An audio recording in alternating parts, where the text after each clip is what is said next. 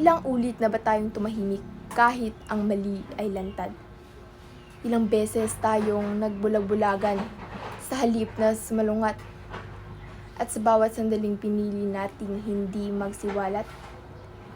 Anong gawi ang ating hinubog at hinayaang mabulok sa likod ng balat? Mas mahirap maging totoo kaysa sa pagsisinungaling na parang isang laro. Sa mundong paligsahan ang galing at anyo, ang katapatan ay tila laging nababaon sa limot at anino. Hindi ako narito upang ikubli ang aking pagkukulang, sapagkat minsan na rin akong pumikit sa harap ng katotohanang humihiyaw at naglalaban. Minsan ko na rin tinalikuran ang katotohanan sapagkat iyon ang mas madali, mas magaan. Ngunit sa pagdaan ng panahon, may tanong na hindi ko matakasan. Sa dami ng pinakita ko sa mundo, alin doon ang tunay na ako? Ang katapatan ay hindi likha ng dila, kundi paninindigan ng diwa. Ito'y hindi lamang pagbubunyag ng tama, kundi pagtindig sa gitna ng tila.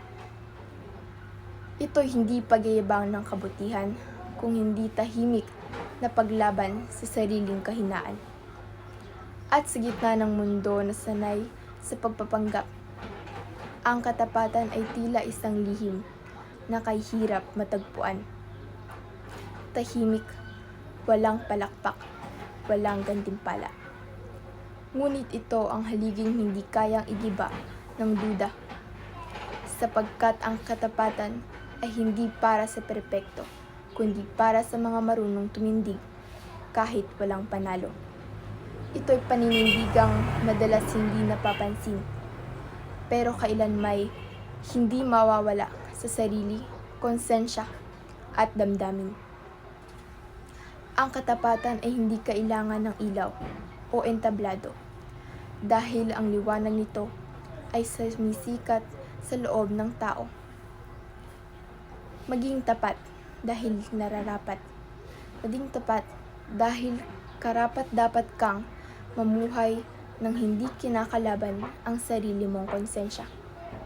Dahil sa bawat pagkiling sa totoo, ikaw mismo ang humuhubog sa katauwang hindi kailanman kailangan magbalat kayo.